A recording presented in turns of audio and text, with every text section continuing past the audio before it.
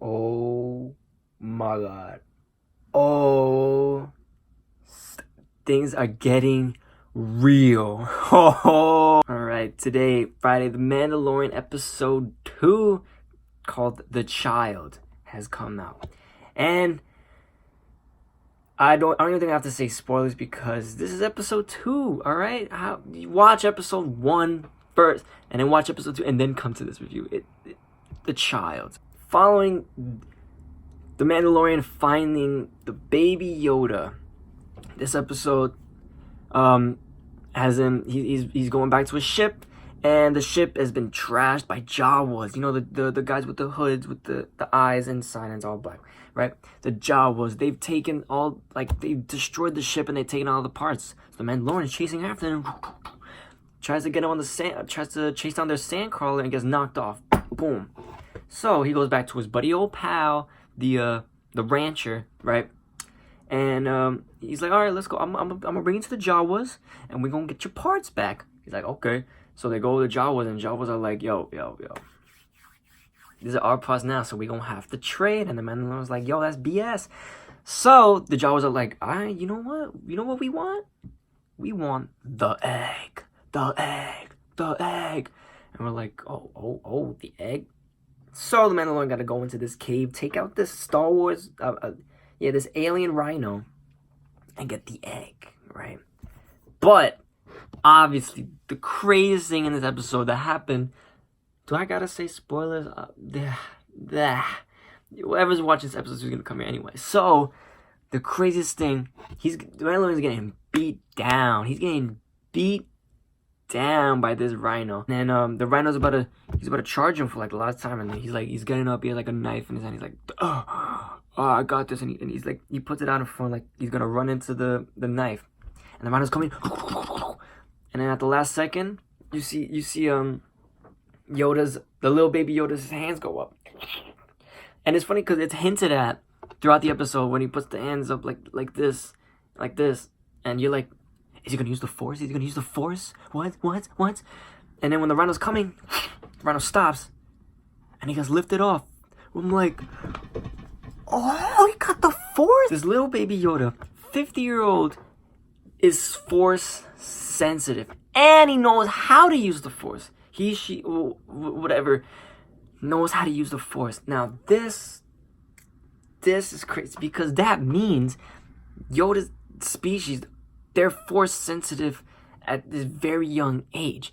And also that means no one could have taught him because there was no Jedi to teach him, because there's no way that Luke taught this baby Yoda the Force. He doesn't even know that this exists properly. So that means these species are Force sensitive from the get-go. Now, where did this Yoda come from? Like, why was it there? How did it get there? And why do they have the hit on this baby Yoda? They must know that he's Force sensitive, or they're very scared of what he's capable of. Now this is actually nuts because I feel like something has to happen where this thing is absent from the Force Awakens and everything after that, or they just don't know about it. All right, because this is still 5 years before the Battle of Jakku, and I think the Battle of Jakku is a few years before the Force Awakens. So something has happened. That's the craziest thing that happened in this episode. The little baby Yoda lifting the rhino off the ground. So then the Mandalorian fixes his ship, and then he goes on his way. And it's funny because after the baby Yoda uses the Force, he's like, ugh, like he's tired. He's like, dude, he wasted all his energy on that. And so it shows that their Force powers are limited. Obviously, they don't have the strength at that young of an age to lift it. That's crazy though. The baby is Force sensitive. Other things to talk about this episode, I guess the return of the Jawas. Their eyes are not gold; they're red in this one, as they were gold in episode 4. And I want to know what the reasoning for that is, why they changed him. The Sandcrawler, I love the Sandcrawler in this one. We get a lot more action of the Sandcrawler in this. I'm wondering if he's going to turn in the baby Yoda for the hit. I'm not sure. It doesn't seem like he is, So, but then where are they going? Where are they going? You know, I wonder where they're going. I wonder if they're going to Mandalore. Probably not, but maybe. Who knows? We'll see it next week, next Friday. I love that the Baby Yoda is a lot of use of puppeteering, and I love that instead of just wiggly wonky CG, and they make this Baby Yoda look adorable, and everyone's gonna love this Baby Yoda. And one last thing I like to touch upon is when the episode is over and they show like the artworks during the credits. That is so cool. I don't know if that's concept art or anything, but those pieces are sick. They are sick, showing like the rundown of the episode, kind of like that. It's amazing. I love it.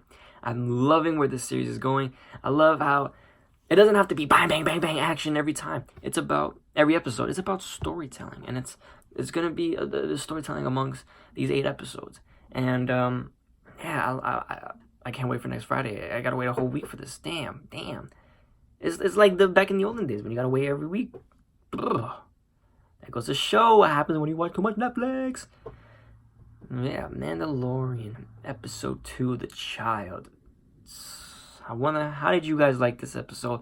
What do you think is going to happen next Friday? Is he going to turn him in? Where are they bringing him to? What is up with this Baby Yoda, man? What is up with the Baby Yoda? Let me know. Alrighty. I will be back later. Mandalorian episode 2 comes out next Friday. Make sure you watch that.